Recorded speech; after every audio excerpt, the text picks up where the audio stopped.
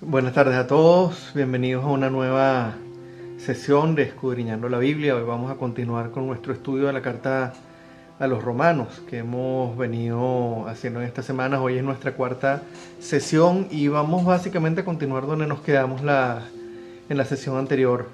La última vez estuvimos estudiando ya formalmente los primeros capítulos de la carta. Si recuerdan, las primeras sesiones lo que comenzamos fue con primero un aspecto primero una sesión introductoria al estudio de las epístolas, después tuvimos una sección introductoria al estudio propiamente o al contexto general de la carta, y ya la semana pasada comenzamos con los dos primeros versículos, y hoy quisiera que comenzáramos leyendo nuevamente esos dos versículos y haciendo no un resumen, pero sí una pequeña mención de los dos puntos que mencionamos esa semana en esa sesión anterior. Pero antes vamos a comenzar dedicando este tiempo al Señor. Padre, te damos las gracias, Señor, porque en tu inmensa misericordia tú nos has concedido, Señor, el privilegio de conocerte, el privilegio de entender tu palabra. Hoy queremos pedirte, Señor, que en medio de todas las dificultades que podemos estar pasando como individuos y como cristianos, en medio de esta pandemia, este tiempo de prueba global, Señor, tú abras nuestro entendimiento, abras nuestro corazón, Señor, para que podamos ponernos, Padre, en las sandalias de la iglesia de Roma, de esos cristianos de Roma a los cuales tú dirigiste esta carta originalmente, y podamos, Señor, recibir el mensaje, adueñarlo, Señor, y que sea un mensaje de transformación profunda, Señor, un mensaje que no sea sencillamente información, sino un mensaje que impacte de manera real y profunda nuestro corazón y nos transforme, Señor, a la imagen de nuestro Señor Jesucristo. Te damos el honor y la gloria, te damos las gracias por tu bondad, por tu misericordia, Señor, porque en medio de una vida caída, en medio de una realidad caída, Señor, tú nos elegiste, nos llamaste, pagaste el precio por nosotros y nos has dado vida, Señor, cuando estábamos muertos.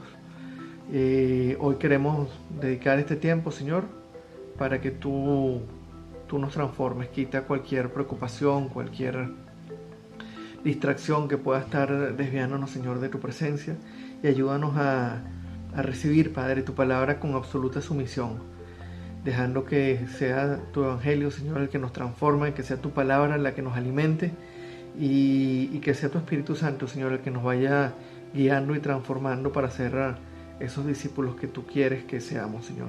Te lo pedimos en el nombre de nuestro Señor Jesucristo. Amén y amén.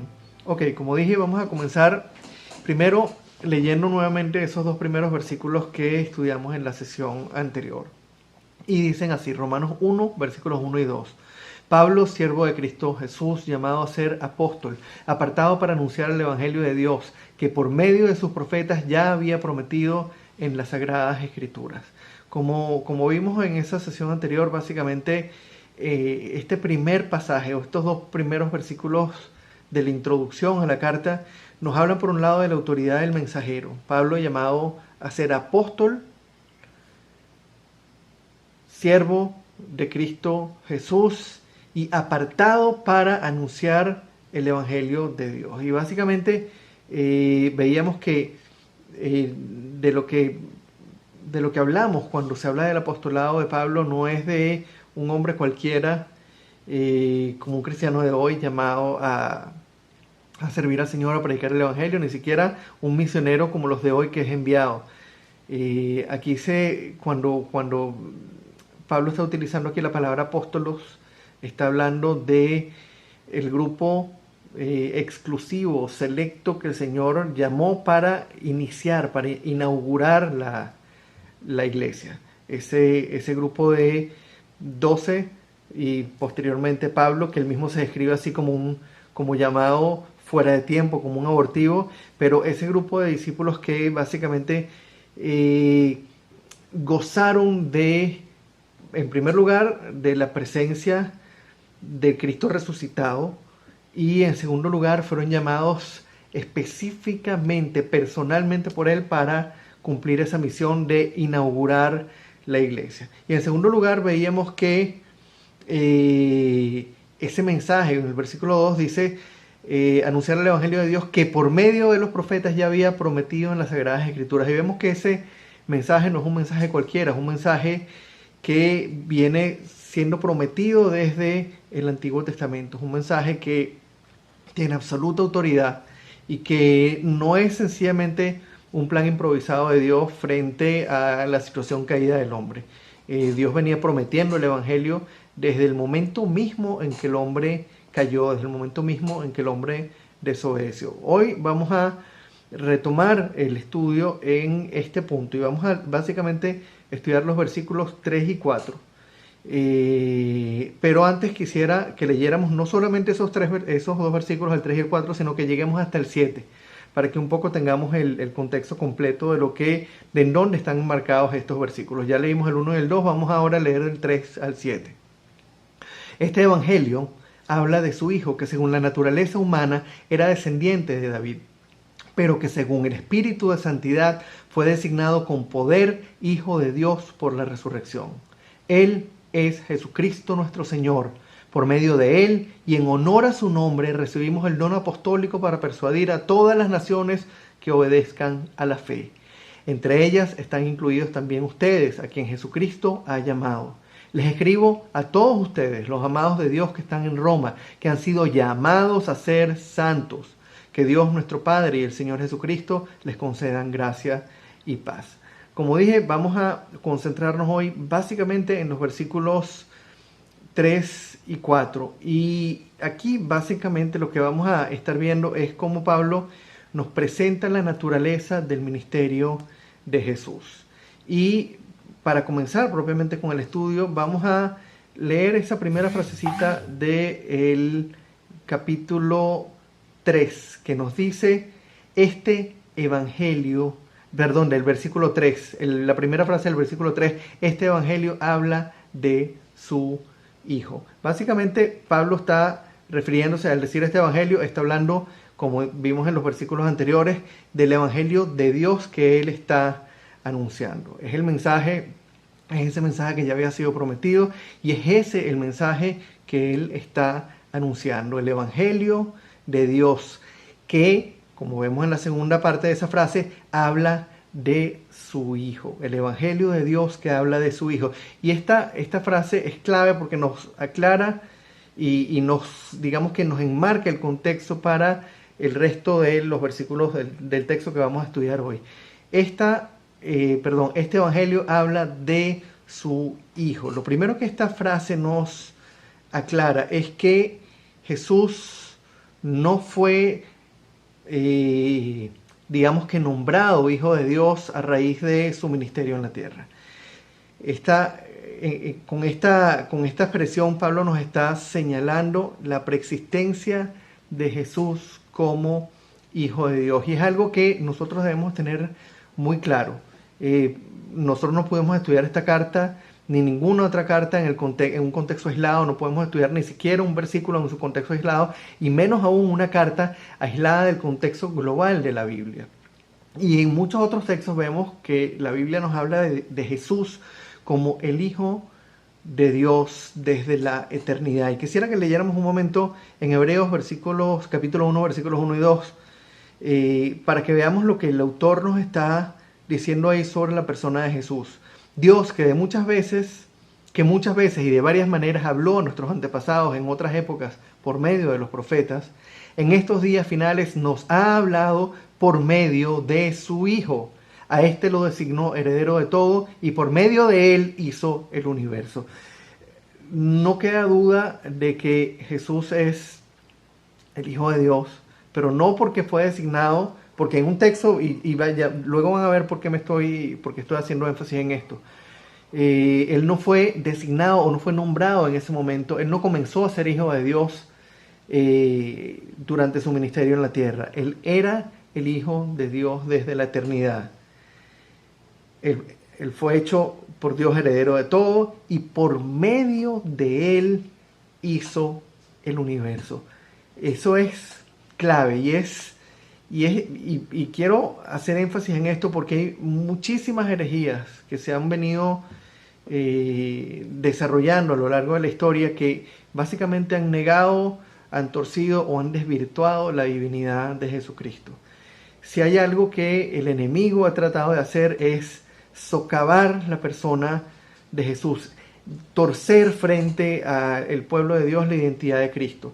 Hay que tener claro, Cristo existía, era el Hijo de Dios, participaba de la naturaleza divina y por tanto era Dios desde la eternidad. Si recordamos como Juan nos presenta a Jesús en el capítulo 1, en el versículo 1, él dice, en el principio ya existía el verbo y el verbo estaba con Dios y el verbo era Dios.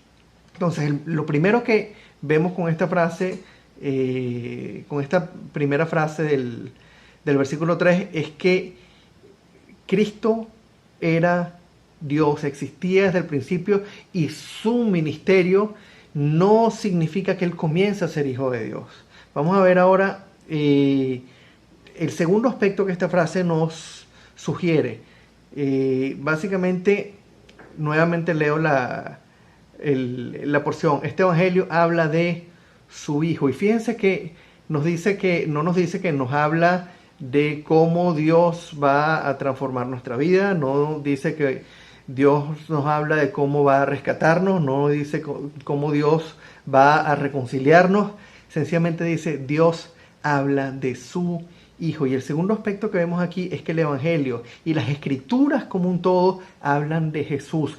Todo en la Biblia apunta a Jesús. Y quisiera leer en Lucas capítulo 24, los versículos 25 al 27, que es básicamente una porción pequeña del pasaje del camino de Maús, cuando Jesús se topa con estos dos discípulos o encuentra a estos dos discípulos que van caminando y que vienen atribulados pensando en todo lo que pasó y vienen cabizbajos y tristes.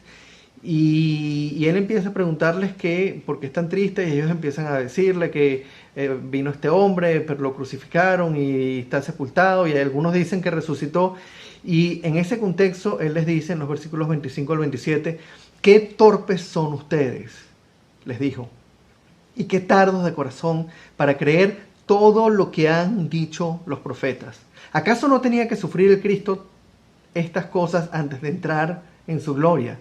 Entonces, comenzando por Moisés y por todos los profetas, les explicó lo que se refería a él en todas las escrituras.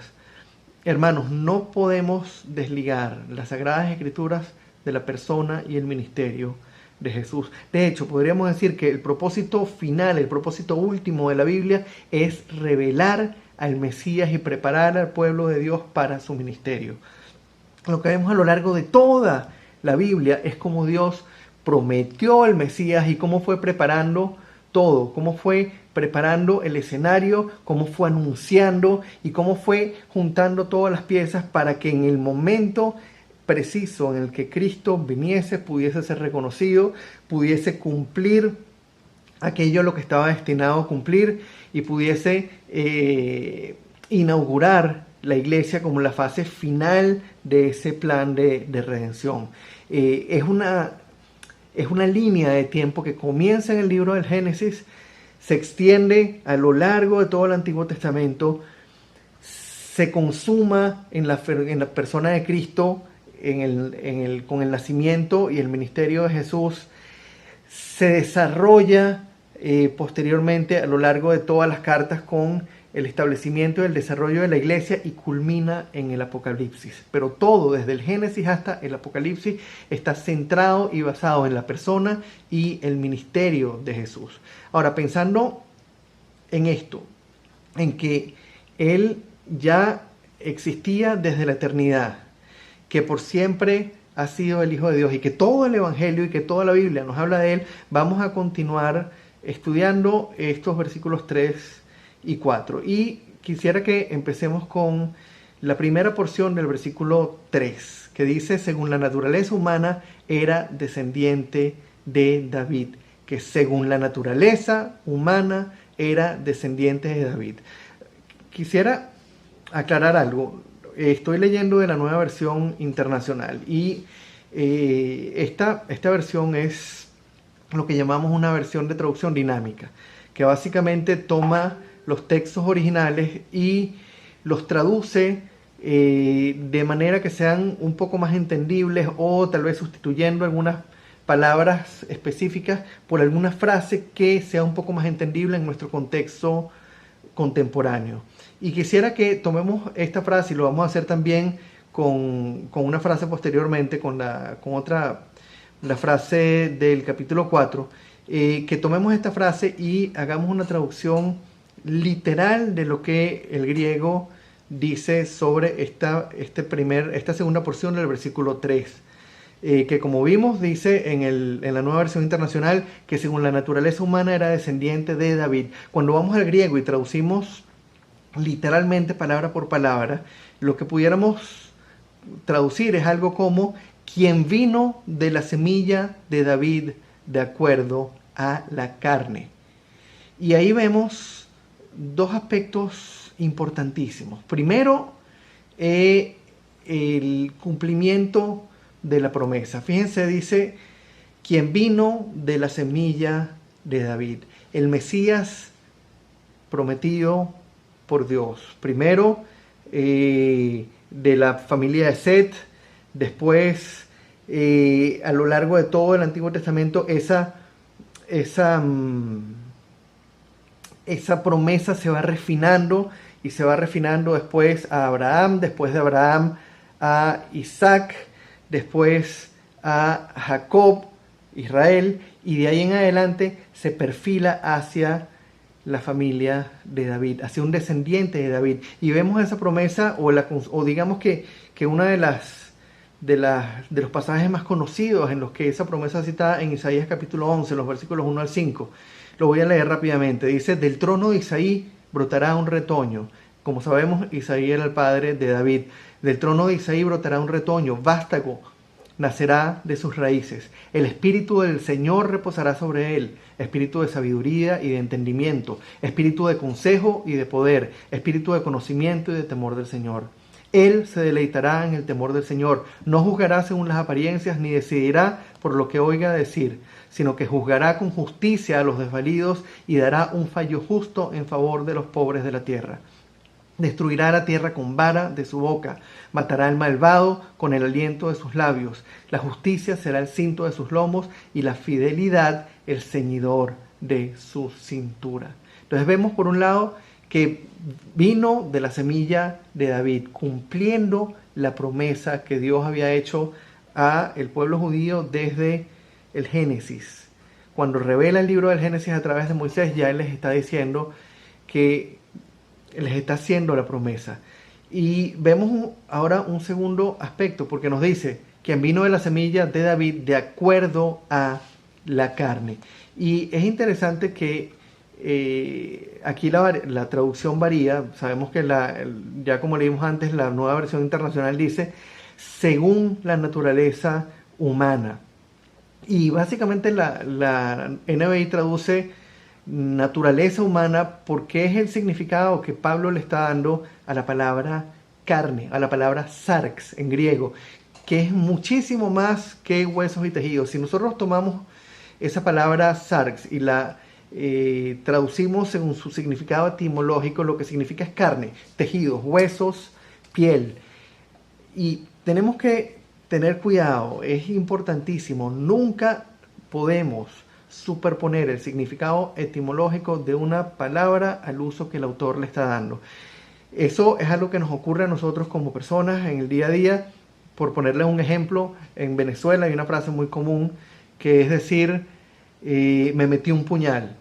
Y cualquiera que escucha eso sin entender un poco el uso que los venezolanos le damos a esa frase, podría imaginar que uno se trató de suicidar o que uno se hirió a uno mismo con un cuchillo o con un instrumento punzopenetrante. Sin embargo, si escucháramos el resto de la frase y escucháramos a la persona decir, anoche me metí un puñal y esta mañana salí bien en el examen. Aunque estoy un poco cansado, creo que voy a pasar la materia. Vemos que los venezolanos utilizamos esa frase cuyo significado etimológico sugiere un instrumento punto penetrante, un instrumento peligroso si uno se lo clava. Es utilizado como una como una manera de hablar, como una expresión idiomática que sugiere estudiar insistentemente, estudiar mucho.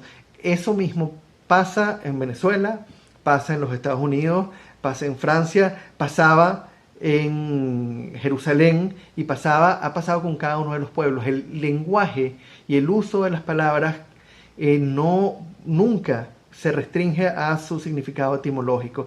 Cada persona que habla le da un uso, digamos, particular a las palabras de acuerdo a lo que quiere transmitir. Y eso ocurre también en la Biblia.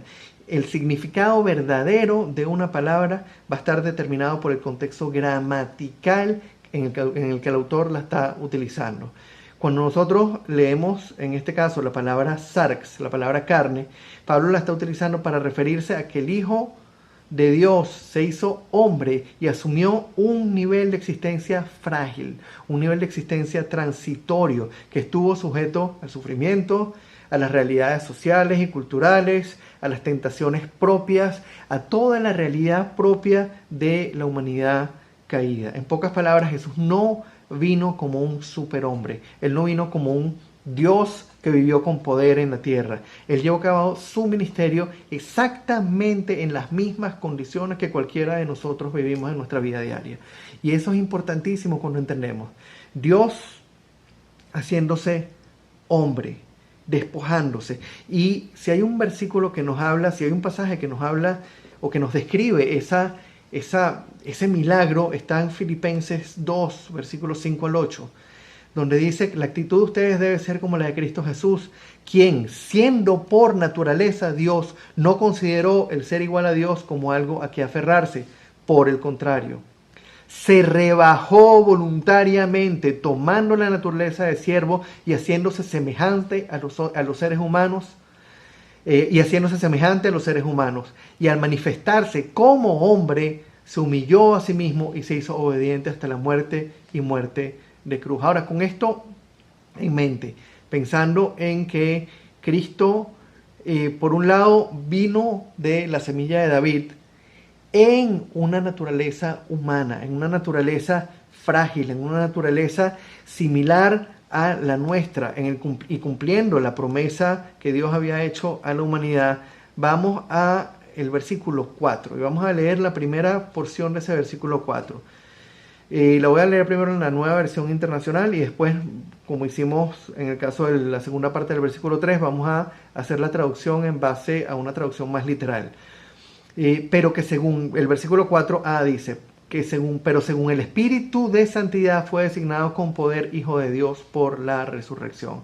Cuando vamos al texto griego, si lo traducimos palabra por palabra, de la manera más textual posible, pudiéramos llegar a una frase como esta: quien fue declarado Hijo de Dios en poder, de acuerdo al Espíritu de Santidad, por la resurrección de los muertos.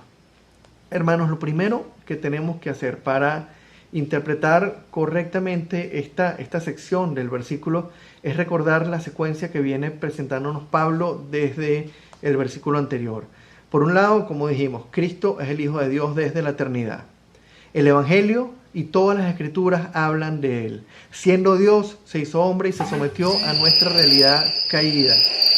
De esta manera, cumplió la promesa del Mesías hecha en las Escrituras. Vamos a ver ahora, en función de esto, tres aspectos cruciales que tenemos en este segmento del versículo 4 en relación al ministerio de Jesús. El primer aspecto que tenemos acá está en esa frase: quien fue declarado Hijo de Dios en poder. Recuerdan que hace un momento aclaramos que Jesús no comenzó a ser Hijo de Dios durante su ministerio. Él era Hijo de Dios desde la eternidad. Vimos cómo Pablo aclara esto en el versículo 3, y con esto en mente no podemos pensar que Jesús comenzó a ser el Hijo de Dios a través del ministerio. No podemos ni siquiera dudar de la personalidad de Cristo. El propósito que tiene Pablo con esta frase no es decirnos que Él comenzó a ser Hijo de Dios. Lo que estamos viendo aquí es algo que pudiéramos llamar algo así como un cambio de estatus. Dios después de haberse humillado al hacerse hombre, al haberse rebajado voluntariamente para rescatar a su pueblo, el Mesías que se rebajó, que se hizo hombre, pasó a tener una posición diferente, una posición exaltada frente a toda la creación a raíz de su ministerio. La posición de Cristo antes de la posición del Hijo, antes de su ministerio en la tierra y su posición después del ministerio en la tierra fue diferente. No su persona, no su esencia divina, su posición y su relación con la creación fue diferente. Fíjense lo que dice Mateo 28, los versículos 18 y 19.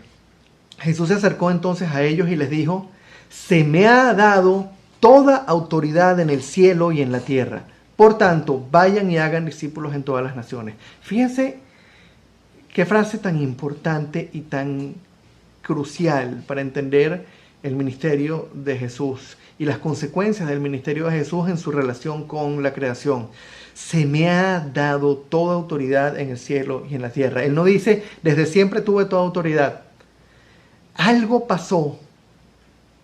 Algo cambió en su relación. Dentro de la Trinidad, Él comenzó a tener una posición diferente a raíz de su ministerio. Como resultado de su ministerio terrenal, Jesús fue declarado Hijo de Dios en poder.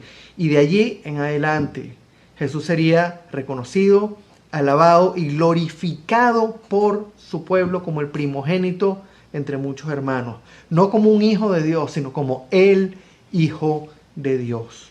Y es interesante que el ser declarado Hijo de Dios lo coloca en una posición frente a nosotros como su pueblo, frente a nosotros como su creación, en una posición de preeminencia, en una posición privilegiada, en una posición en la que Él es el primogénito entre muchos hermanos.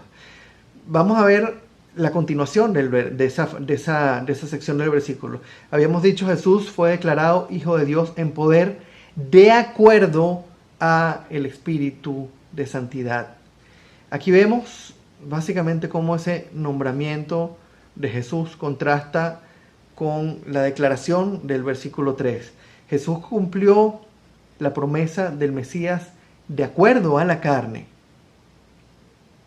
Se hizo hombre, vivió como hombre, se sometió a las mismas tentaciones, a los mismos sufrimientos, a las mismas pruebas, al mismo dolor, a las mismas condiciones, vivió de acuerdo a la carne. Pero la consumación de su ministerio se llevó a cabo de acuerdo al Espíritu de Santidad. Fue una obra sobrenatural. Nada, absolutamente nada tuvo que ver con el poder o con la fuerza de un hombre, sino con la acción omnipotente del Espíritu Santo, que es la tercera persona de la Trinidad. Jesús vivió, sufrió, fue tentado, obedeció en todo y se sacrificó en la cruz como hombre. En el contexto de la naturaleza humana caída, en las mismas condiciones en que nosotros vivimos en nuestro día a día. Solo así podía cumplir el requisito para ser el único justo, el único hombre que ha cumplido la ley a la perfección, en las mismas condiciones que el resto de los hombres. Solo así podía ser el Cordero sin mancha que se ofrecería a sí mismo en la cruz para pagar los pecados de su pueblo. Así que Él vivió, obedeció y se sacrificó como hombre, viviendo en nuestras mismas condiciones, pero fue exaltado en el poder del Espíritu Santo. Fíjense cómo continúa ese pasaje de Filipenses 2, 8 al 9. Y al manifestarse como hombre, se humilló a sí mismo y se hizo obediente hasta la muerte. Al manifestarse como hombre, se humilló a sí mismo y se hizo obediente hasta la muerte, y muerte de cruz. Por eso, Dios lo exaltó hasta lo sumo y le otorgó el nombre que está sobre todo nombre. Hermanos, como vemos, la consumación total del ministerio de Jesús no se dio por la pura obediencia. Hacía falta la muerte. No era sencillamente, Jesús no vino sencillamente a vivir una vida perfecta en obediencia absoluta para darnos un ejemplo. Él tenía que venir, tenía que obedecer, tenía que morir. en la cruz, sacrificarse por nosotros, tomar nuestro lugar, pero la promesa no se completó en el momento en que Él muere. La promesa se completa, se inicia el cumplimiento en el momento que Él muere, pero se completa cuando ni siquiera la muerte pudo retenerlo. Y ahí es donde termina esta sección del versículo que nos dice, vamos a leerla completa: Jesús fue declarado Hijo de Dios con poder, de acuerdo al Espíritu de Santidad, por la resurrección de los muertos. Finalmente, como vemos, el ministerio de Jesús no culminó en la cruz. Nosotros no decimos nunca, ni se nos ocurriría decir que Jesús fue nuestro Señor.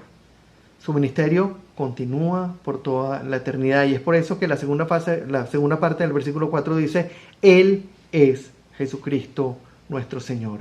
Y en esta frase se resume la esencia que nos permite entender, enfrentar, llevar a cabo la comisión de la vida cristiana, perseverar frente a la oposición y los sufrimientos. En esta frase, Él es Jesucristo nuestro Señor, reposa nuestra seguridad. Fíjense lo que dice Hebreos capítulo 1, el versículo 3. El Hijo es el resplandor de la gloria de Dios, la fiel imagen de lo que Él es, y el que sostiene todas las cosas con su palabra poderosa. Después de llevar a cabo la purificación de los pecados, se sentó a la derecha de la majestad en las alturas. Nuestro Señor está sentado en el trono.